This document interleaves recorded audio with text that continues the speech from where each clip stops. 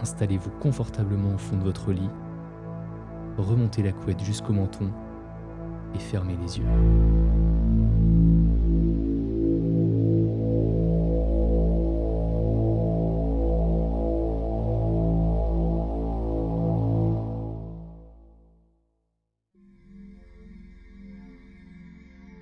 Ça fait 15 ans que je vis en Arizona, mais j'avais une vie complètement différente avant ça. J'habitais dans une toute petite ville au milieu de nulle part. Je ne pourrais même pas vous dire dans quel endroit du pays elle était vraiment située, ni même si elle était vraiment aux États-Unis. C'était une petite ville forestière entourée d'immenses arbres dans toutes les directions. Mais où est située exactement cette forêt, j'en ai pas la moindre idée. La seule chose dont je me rappelle exactement, c'est le nom de la ville, Point Pine. J'ai vécu à Point Pine pendant les 10 premières années de ma vie avec mes parents et ma sœur avant que nous déménagions durant l'été de mes 10 ans. Après notre départ, nos parents n'en ont jamais reparlé. En fait, ils ont toujours agi comme si cette ville n'avait jamais existé. Je pense même qu'ils ont réussi à s'en convaincre eux-mêmes. Je leur en veux pas vraiment, je me suis rendu compte assez rapidement qu'ils faisaient de leur mieux pour oublier notre passé à Point Pine. Lorsque les autres enfants à l'école me demandaient d'où je venais, je répondais simplement que j'avais grandi dans une petite ville qu'ils ne connaissaient pas. J'ai aussi appris que chaque interrogation de notre part à propos de Point Pine serait source de punition. Quelques mois après notre arrivée en Arizona, ma grande sœur Felicity avait un projet scolaire à propos de l'histoire de notre famille. Elle a choisi de le faire sur notre vie à Point Pine, et elle a écrit certaines choses dont elle se souvenait. Notre mère a trouvé son projet la veille du jour où elle aurait dû le rendre et elle l'a brûlé dans le jardin. Quand Felicity est revenue de l'école ce jour-là, mes parents l'ont emmenée dans sa chambre et j'ai ensuite entendu ma sœur pleurer de douleur. J'ai rien dit, et à partir de ce moment-là, aucun de nous deux n'a plus jamais mentionné Point Pine. À part moi, en ce moment même. J'ai décidé de tout vous raconter. Je sais pas ce qui me fait souvenir de toutes ces choses que j'avais enfermées au plus profond de moi. C'est peut-être le fait que mon père soit mort il y a quelques semaines. Depuis sa mort, ma mère est restée silencieuse. Elle n'a pas dit un seul mot. Elle n'a même pas pleuré. Elle a fini par envoyer les cendres de mon père Dieu ne sait où. Je parierais pour Point Pine, mais je préfère pas lui demander. Et j'ai commencé à me souvenir des petites choses à propos de la ville qui à l'époque me semblaient normales car tous les habitants y étaient habitués. Mais en y repensant des années plus tard, je réalise qu'elles ne sont pas si normales que je le pensais à l'époque. Une des particularités de Point Pine était sa boulangerie. Elle s'appelait la boulangerie Point Pine. À chaque fois qu'on y allait, le propriétaire, M. Terence, savait toujours exactement ce que nous nous apprêtions à commander. Je me rappelle que les enfants disaient que c'était sûrement un magicien qui pouvait lire les pensées. Et à chaque fois que l'on payait ses pâtisseries, il fallait également faire un don de vêtements qu'on n'utilise plus. Il y avait une boîte géante près de l'entrée où tout le monde mettait de vieux habits de bébé. C'était l'une des choses étranges, mais pas si étrange que ça par rapport à tout ce qui se passait à Point Pine. Chaque année, le jour de votre anniversaire, vous aviez une prise de sang. Je ne suis pas sûr que quiconque savait pourquoi on faisait ça, ou ce qu'on recherchait avec ces analyses. On savait juste que le jour de notre anniversaire commençait par un tour au laboratoire Point Pine. Tout le monde devait se lever à 8h13 le matin. Il y avait un système de haut-parleurs dans la ville, comme si nous étions dans un parc d'attractions. Et à 8h13, sans faute, une alarme résonnait dans toute la ville pour réveiller tout le monde. Ensuite, tous les parents s'affairaient à réveiller leurs enfants et les faire sortir du lit le plus vite possible, comme si les maisons étaient en feu ou quelque chose comme ça. Des fois, je me demandais vraiment si c'était pas le cas. Toutes les écoles de Point Pine étaient placées dans des zones différentes de la ville. L'école élémentaire était à l'ouest, le lycée était le point central de la ville, tandis que l'université était sur une petite colline dans le sud. Si vous n'aviez pas remarqué jusqu'à maintenant, chaque établissement était nommé comme la ville. Le café Point Pine, le centre commercial Point Pine, le supermarché Point Pine, etc. Et de loin, la plus bizarre des choses dont je me souvienne de Point Pine, c'était la parade mensuelle Point Pine. Ça avait lieu chaque mois, sans faute. C'était jamais la même date. Chaque mois, un étudiant du collège Point Pine était choisi comme figurant. La chose la plus folle à propos de cette parade, c'était que nous n'avions pas le droit de la regarder passer. Pas depuis les rues, ni même de nos fenêtres, et encore moins à la télé. C'était l'une des règles les plus strictes. On ne doit jamais, jamais, sous aucune circonstance, regarder la parade. En fait, pour la plupart d'entre nous, nous n'avions même pas le droit d'aller dehors quand la parade défilait. On savait toujours quand la parade allait commencer parce que ça démarrait à chaque fois de la même façon. On entendait une sorte de chorale chanter une mélodie à travers toute la ville. Cette mélodie m'était pas familière. Enfin si, parce que je l'entendais une fois par mois, mais ça ressemblait à aucune chose que je connaissais.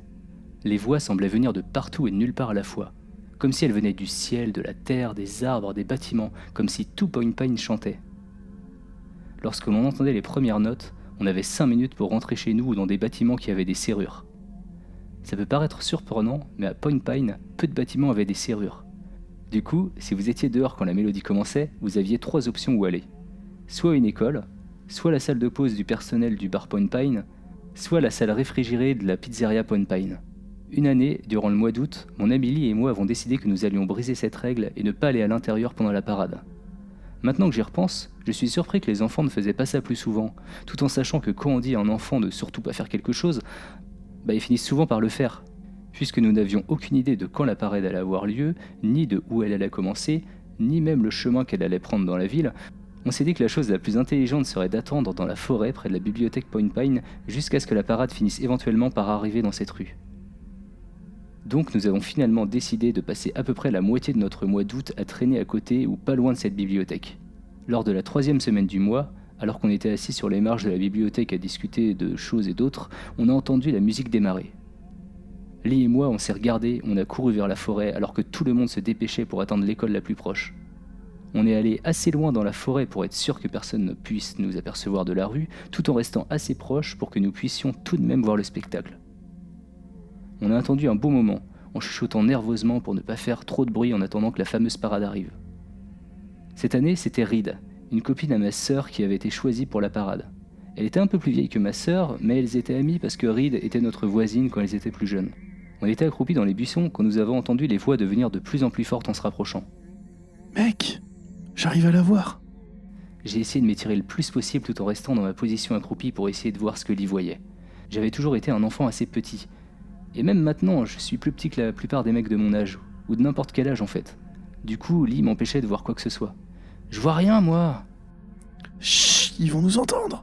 J'ai abandonné l'idée et à la place, j'ai préféré attendre que la parade se rapproche et qu'elle passe devant mon champ de vision. Oh non. Merde. Lee s'est soudainement retrouvé à terre, se tenant en position fétale, sa tête entre ses mains. Qu'est-ce qui se passe ? Je l'ai vu. J'ai vu la fille. Reed ? En lui demandant, j'essayais moi aussi de la voir. Lee m'attrapa et me plaqua au sol. Hé, pourquoi t'as fait ça ? Tu veux pas voir ça, crois-moi. À ce moment-là, j'ai remarqué que pour la première fois depuis que je le connaissais, Lee semblait absolument terrifié. J'ai tourné le dos à la parade et je me suis assis pour l'observer. Qu'est-ce que t'as vu ? Ces choses. Ils ont fait quelque chose à la fille. Ils sont en train de la manger. T'entends, Cody ? Mais elle s'en fiche complètement. Je regardais Lee qui avait toujours sa tête entre ses mains, et maintenant il pleurait. J'étais toujours assis, dos à la parade. Je voulais plus la voir de toute façon. J'entendais les chants qui devenaient encore plus forts. J'entendais les voix m'appeler. Ne regarde pas. Cody. La voix ressemblait à celle de Reed. Regarde. J'ai fermé les yeux. Les voix ont continué pendant quelques minutes encore. À un moment, Lee a commencé à gémir. J'ai gardé mes yeux fermés pendant tout ce temps. Après ça, la parade s'est éloignée et a continué dans la ville. Une fois que nous avons commencé à entendre les gens sortir de leur cachette, je me suis mis debout et je me suis penché vers Lee pour l'aider à se relever. Il se mit debout tout en gardant la tête baissée. « Qu'est-ce qui va pas, Lee ?» Je pouvais l'entendre renifler. « Lee ?» Il a finalement répondu alors qu'il relevait la tête. « Ils ont pris mes yeux !» Je n'oublierai jamais les trous noirs béants et ensanglantés sur la tête de Lee et les coupures sur sa peau. J'ai vomi dans la forêt pendant au moins 3 bonnes minutes avant d'être capable d'aider Lee à quitter la forêt. Quelques adultes nous ont vus et sont allés chercher nos parents qui nous ont rejoints directement. Le jour d'après, ma famille quittait Point Pine. Je n'ai jamais su ce qu'est devenu Lee après ce jour-là. Quelques minutes après notre départ, mes parents faisaient déjà comme si Point Pine n'avait jamais existé. Nous n'en avons jamais rediscuté, et j'ai jamais eu le cran de demander à propos de Lee. De ce que je sais, Lee fut la seule personne qui a vu la parade. Il n'aura plus été capable de voir quoi que ce soit après ça. Je sais pas si Point Pine existe toujours. J'aimerais bien y aller pour vérifier. Mais même si je savais comment y aller, je suis pas sûr que je le ferais. J'ai le pressentiment que je n'aurais pas un accueil très chaleureux. Cependant, je peux pas me sortir de la tête cette pensée que mes parents étaient encore d'une certaine manière connectés à cette ville. Et même après toutes ces années.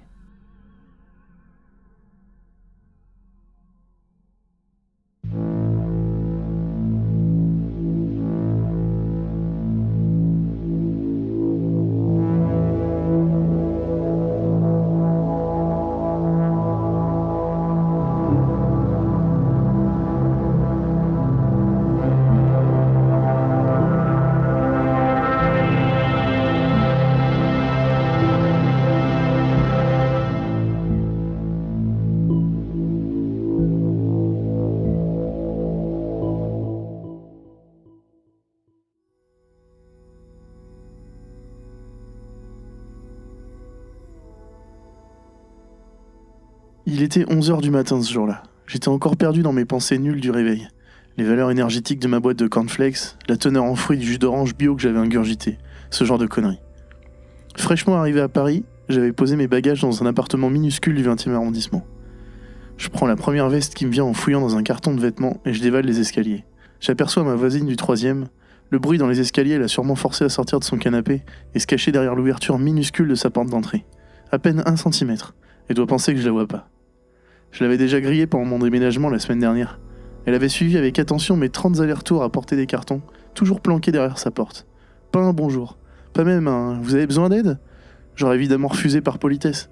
Et même si je n'ai qu'une version 2D de sa silhouette, je doute qu'elle puisse porter autre chose que sa vieille carcasse.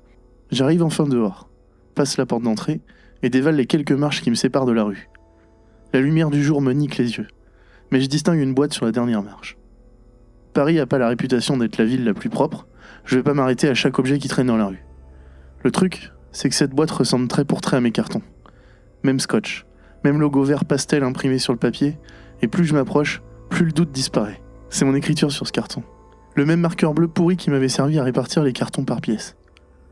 Je m'approche et lis sur le dessus du carton « Fragile, salon ». Bordel, mais comment j'ai pu zapper un carton ?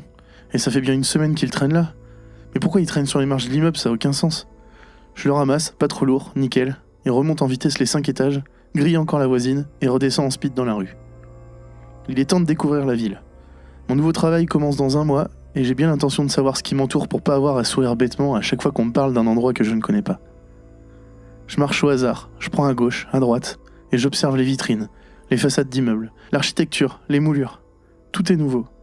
L'endroit parfait pour refaire sa nouvelle vie. Perdu dans la ville, au milieu de milliers de vies qui défilent autour de moi. Personne ne me connaît, je pourrais être n'importe qui ici. Ça va faire une bonne heure maintenant que je déambule. Le décor a changé. D'un côté de la rue, des maisons à profusion. De l'autre, un vieux mur en pierre de 3 mètres de haut, couvert de racines et de plantes grimpantes, surmonté d'une clôture faite de pics affûtés, emmêlés dans des branches d'arbres et ce qui ressemble à des lianes. Aucune idée de ce qui se cache derrière, mais je suis bien décidé à le découvrir. Je marche 300 mètres et tombe sur une entrée. On dirait un parc à l'intérieur. 2 grilles vertes au milieu de colonnes et une petite plaque dorée me dévoile ce qui m'attend ici. Le cimetière du Père-Lachaise. J'entre et j'observe tous les détails qui m'entourent. Je déambule dans les allées pavées et longe de petites haies taillées à hauteur d'enfant ou des rangées d'arbres. Certaines tombes sont couvertes de fleurs, de bougies. Je m'attarde pas sur les noms. Je suis plus attiré par l'endroit que par les célébrités présumées qui y résident. Je marche un bon quart d'heure et aperçois un groupe de touristes accompagnés par un guide. Je m'approche discrètement pour écouter ce qu'ils se disent. Je me balade derrière eux une bonne heure et écoute avec attention les informations parfois anecdotiques du guide. Devant vous se trouve la tombe de Pierre Brasseur, acteur français décédé en 1972, père de Claude Brasseur, également acteur. Nous sommes probablement près des plus anciennes tombes du cimetière. Je remarque alors de l'autre côté du groupe un vieil homme aux allures de clochard, qui ricane en entendant les paroles du guide. Je l'observe et je l'entends marmonner des paroles inaudibles.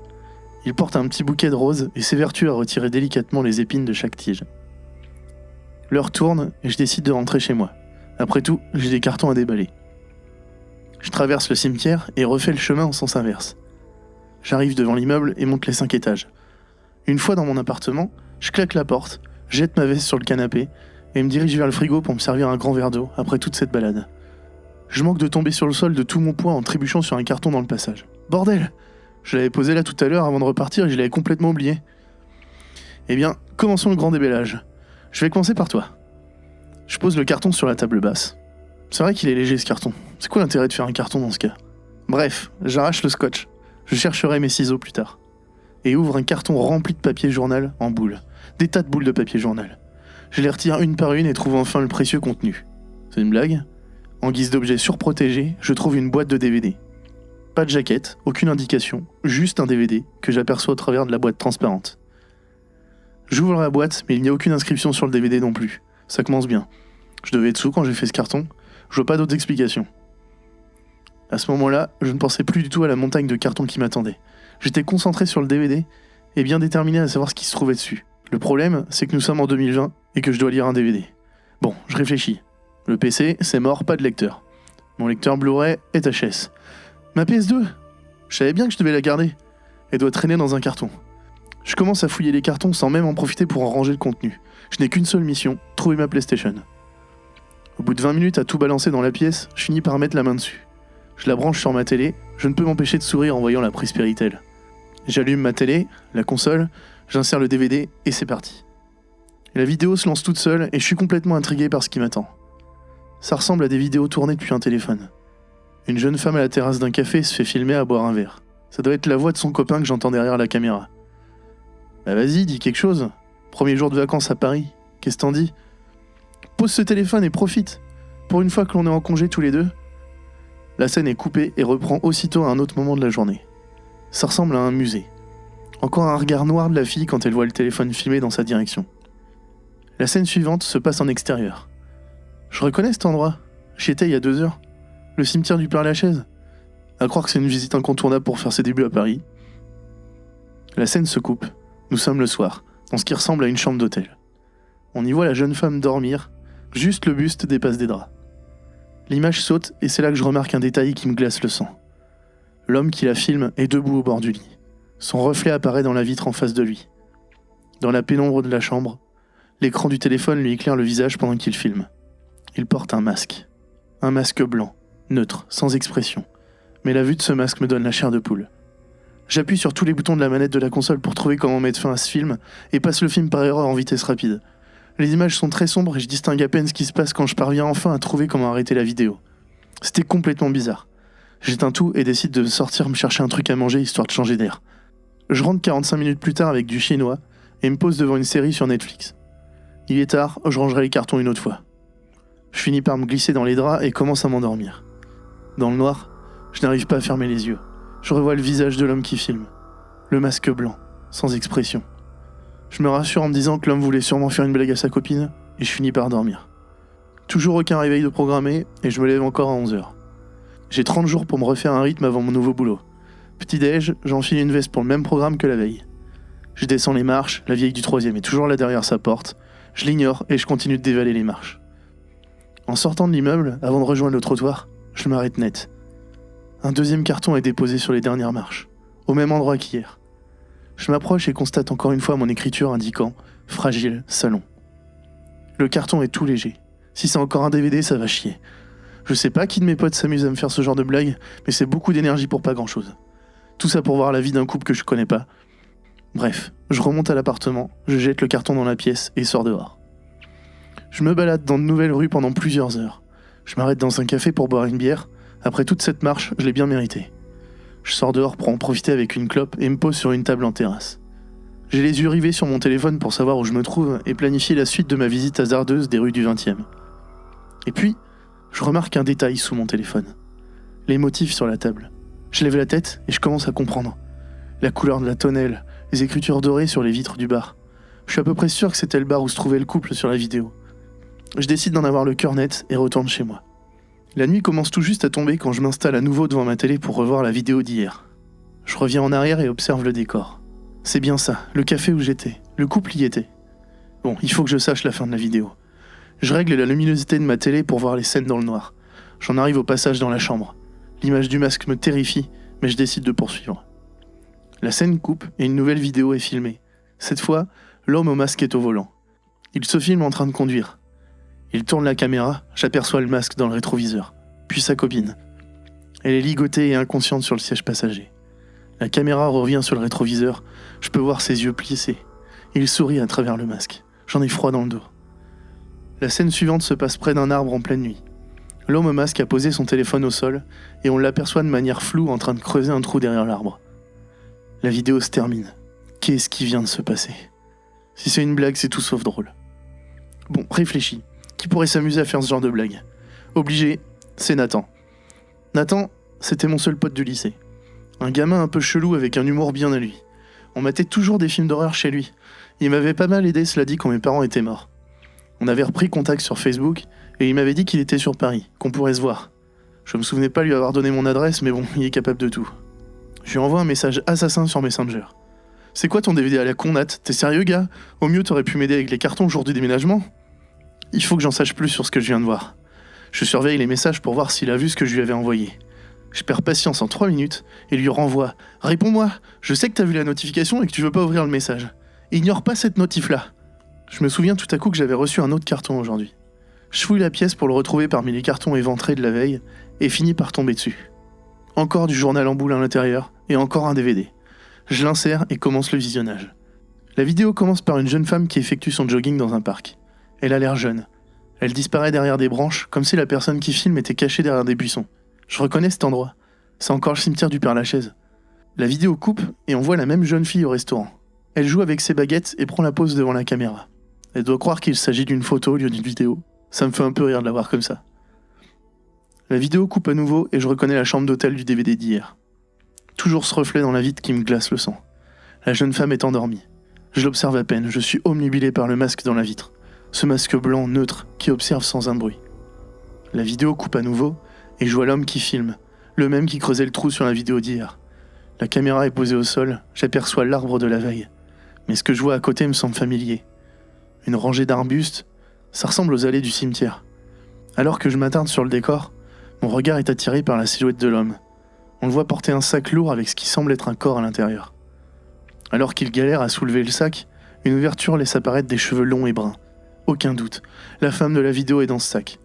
L'homme remet la tête dans le sac et court vers la caméra pour couper la vidéo. Le tueur attire ses victimes, puis les tue dans leur sommeil. J'en suis sûr maintenant. Mais pourquoi je reçois ces DVD, bordel ? Il faut que je mette un terme à tout ça. Ce soir-là, j'ai beaucoup de mal à dormir. Je me pose 1000 questions à la seconde. Pourquoi moi ? Est-ce que je suis en danger ? Et si le tueur savait qui j'étais ? Le lendemain, je me réveille tôt et me décide à enquêter sur les lieux que j'ai reconnus dans la vidéo. Il doit être 8 heures. L'appartement est encore froid et je m'approche de ma fenêtre pour observer le lever du soleil. La rue est déjà bien réveillée. C'est là que je l'ai vu. Un homme portant un sweat à capuche qui dépose un colis sur mon escalier. Ou plutôt, un carton. Je dois en avoir le cœur net. Je descends les marches 4 à 4 en pyjama. Tant pis pour la voisine du 3e. Ça lui fera des choses à raconter à son chat. J'arrive sur le palier, je cours jusqu'aux marches qui mènent au trottoir. Le carton est là, comme s'il m'attendait. Je me jette dessus pour l'emmener. Les gens me regardent bizarrement. Apparemment, être en pyjama dans la rue n'est pas très bien vu. J'avance avec le carton dans les bras. C'est là que je comprends que j'ai merdé. Dans la précipitation, je n'ai pas pris mes clés. Mais c'est pas possible. Je compte les sonnettes et vois une étiquette qui dénote. Une étiquette qui se décolle sur les côtés. L'encre est presque effacée par le temps. La voisine du 3e. Ça doit être son appartement. Je sonne. Rien. Pendant que je réfléchis à un plan B, j'entends enfin le bruit électrique grinçant de la porte qui se déverrouille. Je rentre dans le bâtiment et monte les 3 premiers étages. Évidemment, la porte de la voisine est entrouverte. Je m'approche et passe ma tête au-dessus du carton pour lui dire merci. J'entends tout juste « Aucun souci, mon garçon !» que la porte se referme devant moi. Pas très causante, mais bon, elle vient de m'aider. Je vais pas non plus lui cracher dessus. Je monte chez moi, l'appart est resté grand ouvert. Je ferme la porte, allume la télé et me prépare à lire le nouveau DVD. J'ouvre le carton, surprise, du papier journal en boule. Je fouille et chope enfin l'objet tant attendu quand... Ah ! Je sors la main du carton, mais ce que je tiens, c'est pas un DVD, c'est un masque. Un masque blanc, neutre, comme sur les vidéos. Je lâche un cri et laisse tomber le masque dans le carton. Putain, je me suis fait piéger par le tueur. Je peux pas me pointer avec des cartons chez les flics avec mon écriture dessus, et mes empreintes sur ce qui semble être le masque utilisé par le tueur. Ok, faut que je réfléchisse. Je dois en savoir plus sur lui. Si je le retrouve avant qu'il ne continue ses crimes, je peux peut-être l'arrêter et prouver que c'est pas moi. Je profite de la douche pour réfléchir à ma journée. Par où commencer ? Il est 10h, je dois commencer mes recherches. Je décide de me rendre au cimetière. Ça fait 20 minutes que je marche en regardant tout le monde d'un air suspicieux. Dès que je croise un mec avec un sweat à capuche, je ne peux m'empêcher de le dévisager. Je mate toutes les personnes autour de moi. Une femme en robe bleu marine qui attend devant une boulangerie. J'observe sa silhouette dans l'espoir de distinguer un détail qui l'incriminerait. Derrière moi, un vieux chez un fleuriste. Il porte une veste de jogging dégueulasse trouée à l'épaule. Son visage est caché par un bouquet de fleurs. Ça devient flippant et je passe pour un taré. Je sais pas si je deviens parano, mais j'ai le sentiment d'être suivi dès que je fais un pas. J'arrive enfin au cimetière. Vu le monde qui s'y balade, je comprends même pas comment un type peut passer inaperçu avec un sac et une pelle, même en pleine nuit. Bref, je déambule dans les allées, comme la première fois où je suis venu. Je dois être la seule personne ici qui ne regarde pas les tombes. Je traverse le cimetière à la recherche de l'arbre. Alors que je tourne autour d'une espèce de chapelle, c'est là que je le vois. Il y a une rangée d'arbres qui bordent une allée, et parmi ceux-là, il y en a un que je reconnais. L'arbre de la vidéo. Je m'approche discrètement. J'ai entendu dire que les tueurs aiment bien retourner sur les lieux de leurs crimes. J'attends qu'il n'y ait plus personne pour observer de plus près. J'arrive enfin à côté de l'arbre. Je fais le tour, mais rien ne semble déconner ici. La pelouse derrière est plate. Impossible qu'on y ait creusé un trou. Je regarde de plus près, mais aucune trace autour de l'arbre. C'est pourtant sûr, c'est bien celui de la vidéo. Pendant que j'essaie de trouver quelque chose, mon 6e sens se réveille. J'ai le sentiment d'être observé. Je me retourne et aperçois le clochard de la dernière fois. Il a encore quelques roses à la main. Si quelque chose s'est passé dans le cimetière, c'est à lui que je dois demander. Mais au moment où je fais un pas dans sa direction, il prend la fuite et disparaît. J'abandonne l'idée de le suivre. Qui serait assez fou pour se lancer dans une course-poursuite au sein d'un labyrinthe? Mon enquête dans le cimetière ne peut pas avancer en journée. Il faudra que je revienne cette nuit pour voir s'il se passe quelque chose d'anormal. En attendant, je dois enquêter sur le bar. Ça va être compliqué de demander des renseignements alors que je ne sais pas quand a été tournée la vidéo. Je retourne chez moi, je lance le premier DVD et fais un arrêt sur image au début quand on voit la jeune femme à la terrasse du bar. Je prends une photo de ma télé du mieux que je peux, c'est bon. La photo est pas terrible, mais ça fera l'affaire. Je redescends et croise la vieille. Encore merci pour ce matin. Aucun souci, Nathan. Elle claque la porte. Quoi? Elle a dit quoi là? Elle vient de m'appeler Nathan? Putain, va falloir qu'il réponde à mes messages, cet enfoiré. S'il s'amuse à venir chez moi, ça va pas le faire. Pendant que je rejoins la rue, je regarde mon téléphone. Il a lu la conversation sans y répondre. Je lui envoie. J'ai vu les DVD, j'ai besoin qu'on discute, toi et moi. J'arrive sur le trottoir et tourne en direction du bar. Après 1 heure de marche, j'arrive enfin devant. Il y a juste un détail auquel j'avais pas pensé. On est dimanche, tout est fermé.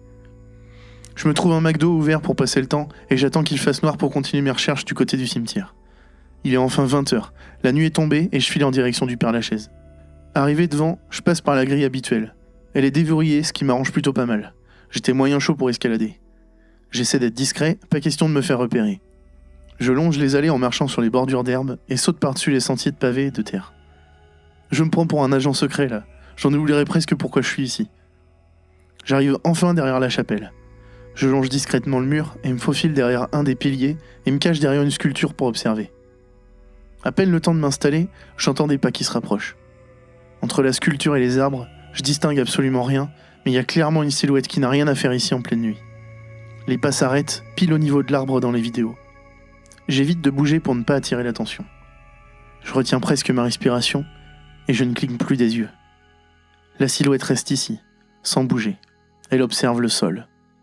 L'air frais me pique les yeux, j'ai des larmes qui se forment. Alors que je finis par m'essuyer les yeux, j'entends un craquement de branches au loin. La silhouette a fui à cause du bruit. Quelqu'un d'autre devait l'observer.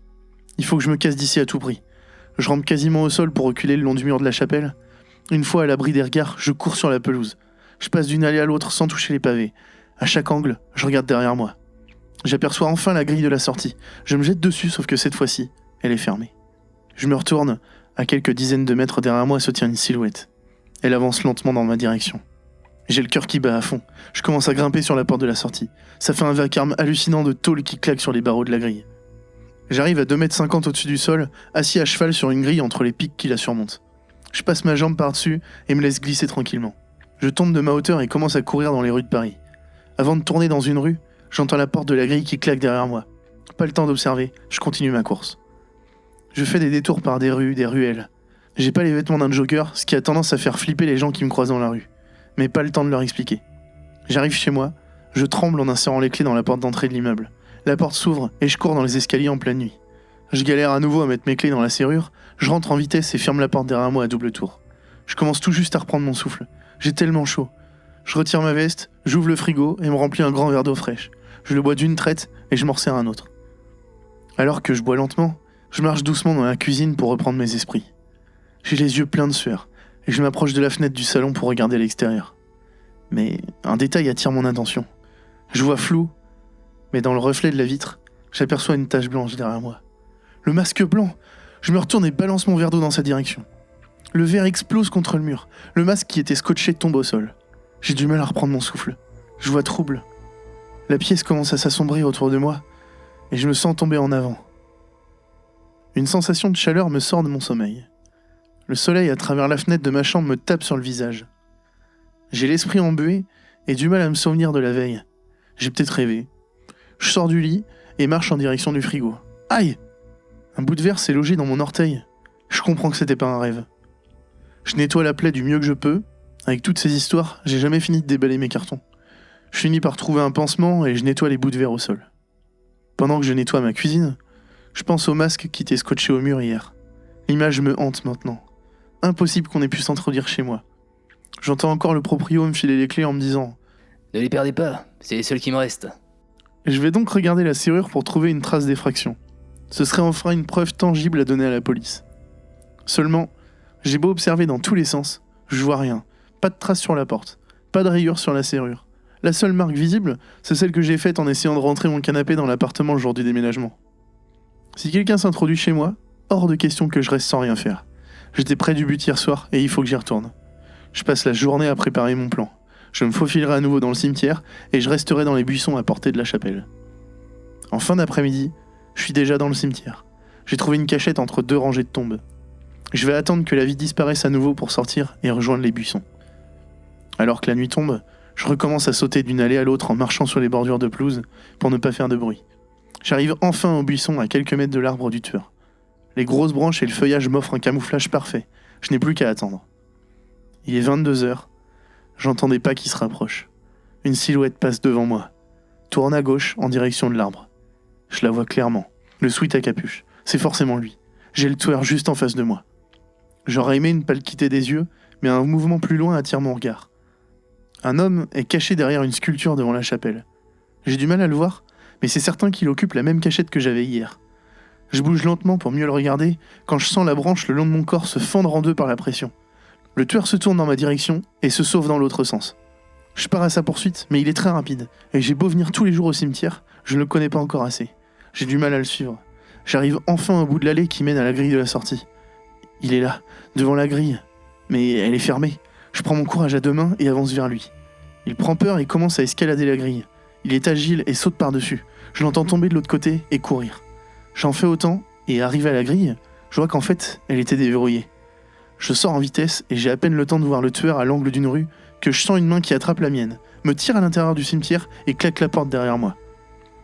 Un vieil homme aux allures de clochard, portant un vieux jean et une veste marron trouée à l'épaule. J'ai déjà vu cet homme. J'avais voulu lui parler, mais il avait fui. J'ai 1000 questions qui me viennent en tête, mais il me fait signe de me taire, et je le suis dans des petites allées le long des murs extérieurs. Nous arrivons à l'endroit où je l'avais vu la première fois. Il me montre une allée entre 2 rangées de tombes. Il s'arrête devant l'une d'elles, et sort de sa veste une rose sans épines et la dépose au sol. Je n'ose pas bousculer le silence et ne prononce aucun mot. Il me fait signe de le suivre, et sans m'en rendre compte, nous revoilà devant la grille de la sortie. Elle est encore ouverte. Je n'ai pas le temps de me retourner qu'il me pousse à l'extérieur et referme la grille derrière moi. Je force sur la poignée, mais rien n'y fait, c'est fermé. « Ouvrez-moi! J'ai des tas de questions à vous poser! Connaissez-vous la personne qui vient près de la chapelle ?» J'entends les pas s'éloigner derrière la porte. « Ouvrez, s'il vous plaît! Quelqu'un me suit !» Je n'obtiens aucune réponse. Après quelques minutes d'hésitation, je prends le chemin du retour. Mais je ne peux m'empêcher de regarder derrière moi à chaque coin de rue. Je monte les escaliers qui mènent à mon appartement. Arrivé au 4e, j'entends un énorme bruit de verre cassé qui semble venir de mon appart. Puis un fracas lourd. J'ouvre la porte à toute vitesse, comme pour surprendre la personne qui se trouverait dans mon appartement, mais pas le temps d'avoir l'effet de surprise. Je trouve un homme inconscient sur le ventre à côté de mon canapé, et de l'autre côté, un verre brisé jonche le sol. J'ai l'impression de devenir fou. Je fais un pas, puis recule. Je sais pas par où commencer. J'ai les mains qui tremblent, mais j'avance vers le corps. Je veux voir son visage maintenant. Je m'approche doucement, mais je remarque aucune respiration. Je tire sur un de ses bras pour le faire basculer sur le dos. Je peux voir sa tête. L'homme porte un masque blanc.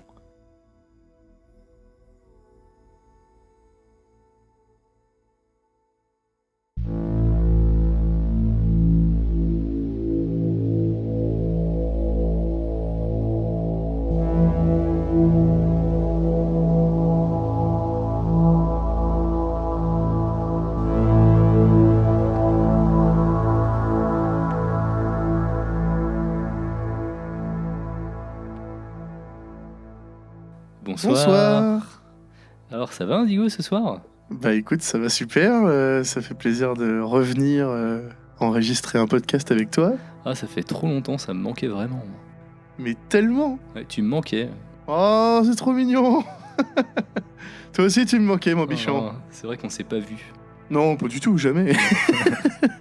Non, ouais, ça fait super plaisir. C'est trop bien de revenir faire les podcasts là. Ouais, c'est vrai. Ça fait 1 mois, plus que ça 2 mois 2 mois. Ça fait 2 mois sans histoire horrifique. Mais oui. Oh la vache, ouais, j'ai pas vu le temps passer. Après, ça fait un peu du bien aussi, hein, de se poser.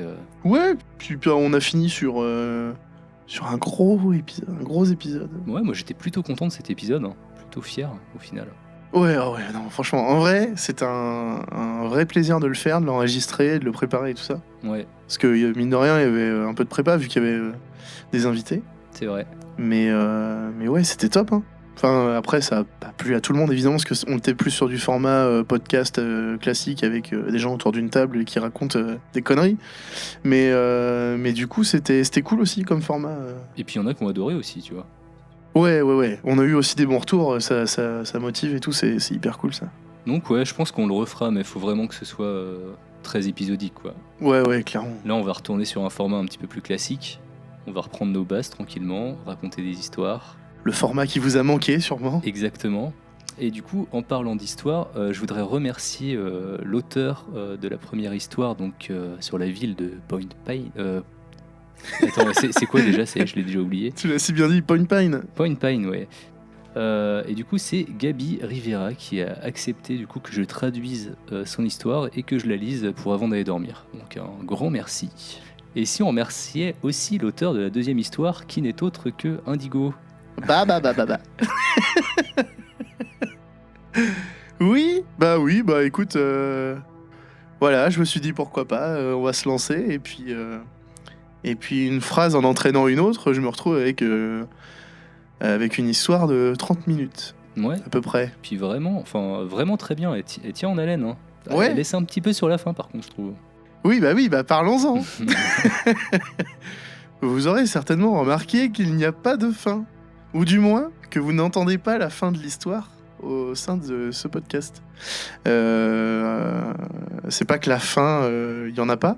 C'est tout simplement que, vous savez, on a un Discord avec des gens qui viennent échanger avec nous sur plein de sujets. Et dans le Discord, il y a souvent des discussions autour des histoires du podcast, évidemment, et sur des théories, sur des choses comme ça, sur des fins, où les gens échangent en disant moi j'aurais bien vu ça à la fin, ou voilà. Et je me suis dit que du coup ça aurait été sympa, c'est sympa, de vous faire participer sur la fin de cette histoire-là. Puisque du coup c'est une histoire à nous, donc on peut un peu en faire ce qu'on veut. Exactement. Donc du coup c'était l'occasion. Et donc du coup ce qu'on vous propose, c'est de nous envoyer la fin que vous imaginez pour cette histoire. C'est ça, une fin alternative au final, ouais. Exactement, ouais. Alors forcément vous n'avez pas la fin d'origine, mais c'est pas grave. Ce qui serait top, c'est si vous voulez, c'est pas grave de pas être un auteur fou, et voilà, mais si vous pensez à une théorie, que vous avez envie de la rédiger, eh bien envoyez-nous vos fins alternatives jusqu'au 12 avril à peu près, le 12 avril, puisque nous on enregistre un peu avant, et puis on diffuse là, le prochain épisode devrait sortir le 18 avril. Si tout va bien. Si tout va bien. Non, mais si, 18 avril, il y a l'épisode 2 d'avant d'aller dormir. Donc voilà. Donc comment ça marche ? Vous écrivez la fin de l'histoire que vous avez entendue, et puis vous nous l'envoyez par où vous voulez, soit Discord, soit Instagram, soit on a une adresse mail. Exactement. hello@avantdallerdormir.fr. Voilà. Et puis voilà. Et puis du coup, on les lira peut-être. On en sélectionnera quelques-unes et puis on les lira, tout simplement. Exactement, ouais. Et donc du coup, les Discord, les Instagram et tout ça, là, il s'y passe des choses, Yop ? Il s'y passe des choses. Alors, maintenant, il n'y a plus trop besoin de nous pour que ça tourne. Les gens discutent entre eux, donc c'est super. C'est un truc de fou. Ouais. Alors, est-ce qu'on peut dire qu'on a créé une communauté ? On a créé une communauté avec des gens cool en plus. Ah, mais tellement. C'est pas n'importe qui dedans, c'est des gars sûrs, quoi. Ah, il y a des gars sûrs, ouais, clairement. Et du coup, ça bouge un petit peu. Il y a une map qui a été faite, une carte sur Discord. Elle est épinglée dans un salon qui s'appelle le cimetière. Donc c'est un peu le salon général du Discord. On a appelé ça le cimetière. C'est ça. Donc si vous vous connectez du coup sur notre Discord, que vous allez dans le cimetière, présentez-vous un petit peu avant. Ça peut être cool de se présenter. Donc ensuite, vous allez dans le cimetière, vous allez dans les messages épinglés et vous aurez accès à une carte. Et sur cette carte, vous pouvez indiquer où vous vous situez, en France ou ailleurs. Et comme ça nous permettrait de savoir un petit peu où sont nos auditeurs, voir si on en a pas loin de chez nous, pourquoi pas, faire des regroupements, des trucs comme ça. Un meet-up ? Un meet-up avant d'aller dormir. On peut tout imaginer. Hein. Exactement. Et du coup, n'hésitez pas à venir sur le Discord. Si vous ne savez pas comment rejoindre le Discord, vous pouvez aller sur avantdallerdormir.fr et il y a un petit bouton cliquable et un petit bouton Discord. Vous avez juste à cliquer. Vous n'êtes même pas obligé d'installer d'application. Il y a une application web, il faut créer un petit compte, tout simplement. Et après, vous aurez accès à notre superbe communauté. Qui saura vous accueillir à bras ouverts. Exactement. Et sinon, Indigo, comment aider le podcast à grandir ? Ah bah ça y est. Alors il y a une solution très très simple. Ah, bah donne-la moi parce que là j'en ai aucune idée. Alors elle s'adresse principalement aux Apple users.